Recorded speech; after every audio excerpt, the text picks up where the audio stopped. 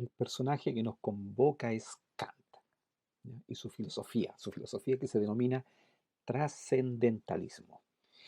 ¿Y a qué se refiere? ¿Cuál es el aporte de este personaje? Principalmente llegar a ofrecer, a postular una síntesis a lo que había sido la disputa entre dos grandes corrientes, ¿cierto? El racionalismo, un pensamiento asociado al idealismo, desarrollado por René Descartes desde Francia, y posteriormente desemboca a ultranza en la figura de Leibniz, ambos grandes matemáticos, como lo sabemos bien. Y por otro lado, el empirismo que se desarrolla en Europa, pero en la Europa de Inglaterra, ¿cierto? En ese componente. Y que pasa por Locke, por Berkeley y por Hume. Entonces decíamos que el ideal racionalista y los racionalistas, ¿quién podríamos decir? Bueno, Descartes es un racionalista, Leibniz es un racionalista. Eh, Dice, es estructurar el conocimiento como lo está la matemática. ¿Ya? Leibniz es un racionalista y lo interesante es que Kant, que es nuestro personaje, se encuentra con tres desarrollos ya bastante eh, eh, estructurados, ¿cierto? Que es el racionalismo de Leibniz, el empirismo de Hume, pero a la vez un desarrollo importante de la matemática, de la física matemática, es decir, la aproximación de Newton, ¿ya? Y él toma estos elementos para estructurar eh, una teoría del conocimiento, pero ya sobre bases más sólidas. Kant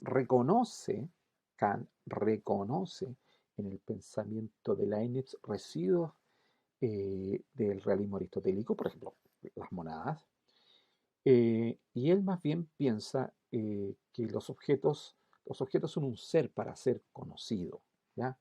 No existe esa cosa en sí.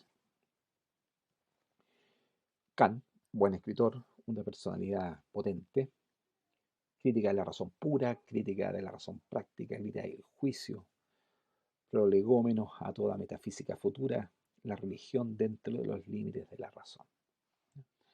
Entonces, él denomina su filosofía como idealismo trascendente. ¿Y qué quiere decir con esto? Él ve que el espacio, el tiempo y las categorías son condiciones de la posibilidad de los fenómenos de la experiencia y no propiedades o rasgos reales de las cosas en sí mismas.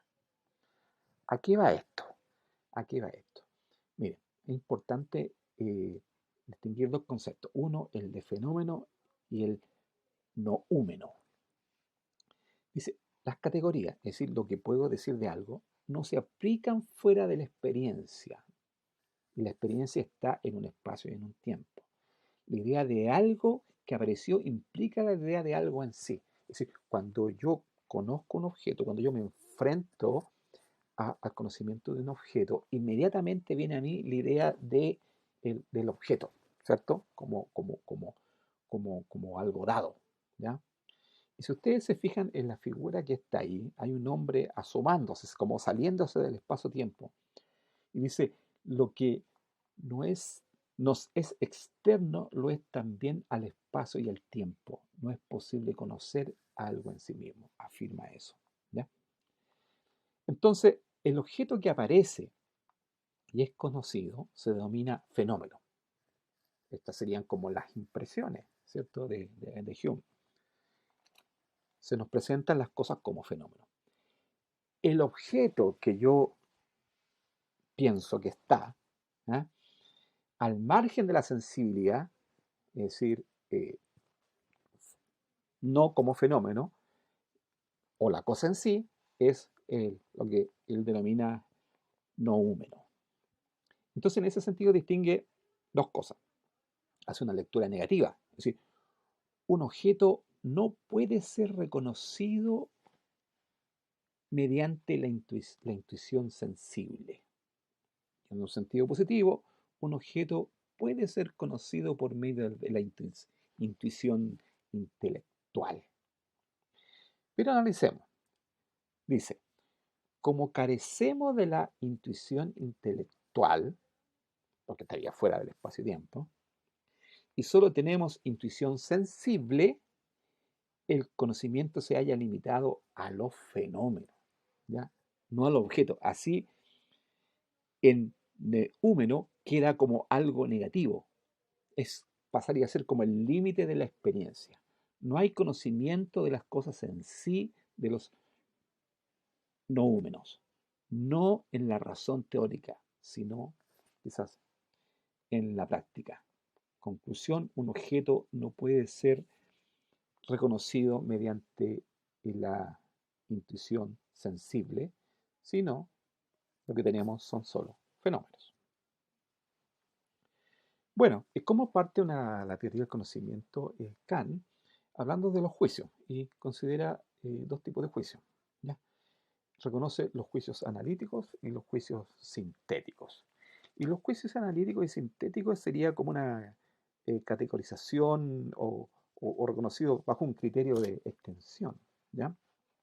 Los juicios analíticos son aquellos en que el predicado pertenece al sujeto, son verdades necesarias, verdades universales, como los de la matemática, ¿ya? Fundamentado en el principio de identidad, ¿bien? Y en cierto sentido a priori, ¿ya? Que significa sencillamente eh, más allá de la experiencia. Y los juicios sintéticos, el otro tipo de juicios que hay, o proposiciones, el predicado no pertenece al sujeto. Es decir, por ejemplo, está el caso de el calor dilata los cuerpos, ¿ya? Entonces, eso no es un juicio analítico, hay una asociación, ¿ya? En que el que dilate el cuerpo no necesariamente está asociado a lo otro. Son verdades particulares, son verdades contingentes aquí y ahora, y el fundamento está avalado esencialmente en la experiencia. En contrario que lo analítico, es que está avalado en el principio de identidad. En ese sentido, son a posteriori, es decir, producto de la experiencia. Entonces, eh, los racionalistas ven, y fíjense en la figura que está arriba, ven las verdades de razón dentro, dentro eh, los racionalistas ven que detrás de una verdad de hecho hay una verdad de razón, ¿ya?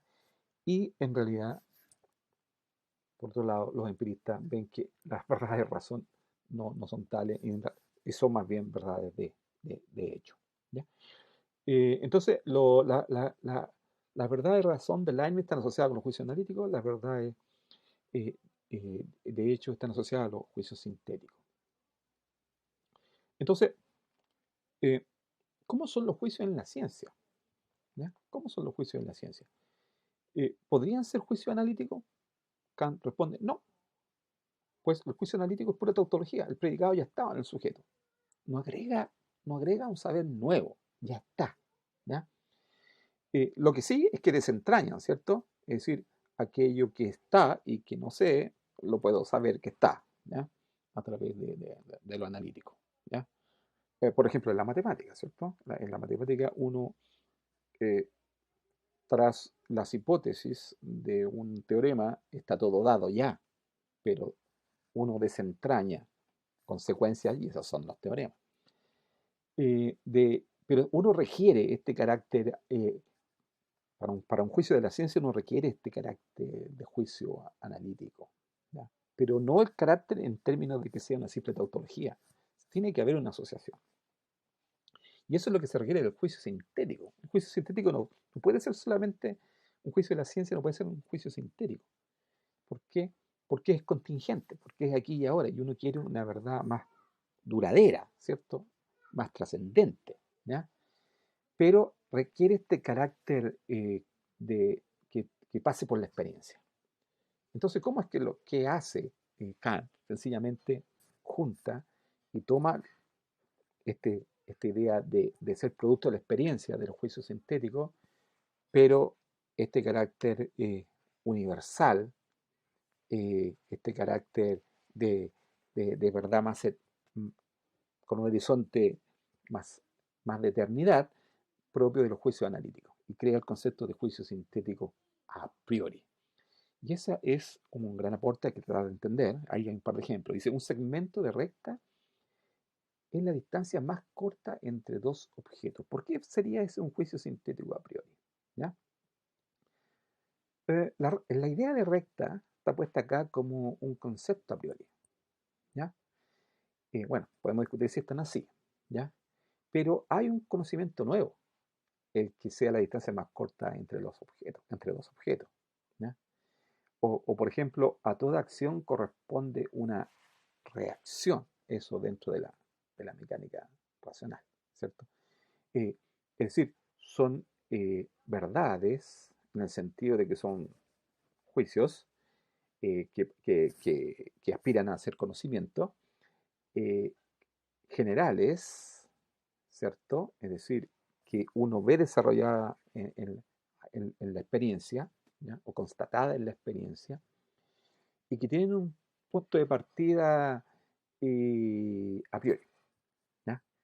Entonces hay una mezcla importante. Entonces hay que entender que todo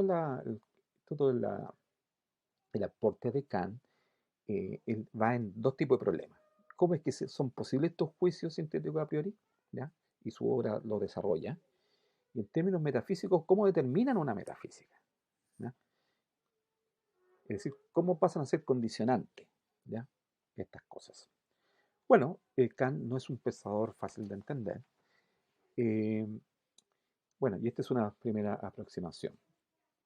Les voy a dejar una tarea que tiene que ver con que una serie de preguntas, ustedes tienen que ver el porqué de la respuesta correcta y teniendo las preguntas y teniendo la respuesta, articular en un solo ensayo de no más de 2 páginas, eh, que se toquen todas las preguntas, se toquen todas las respuestas, pero de una manera articulada y con un relato de sentido único. ¿Ya? Es un interesante desafío y ahí están justamente las preguntas a las cuales hacía mención.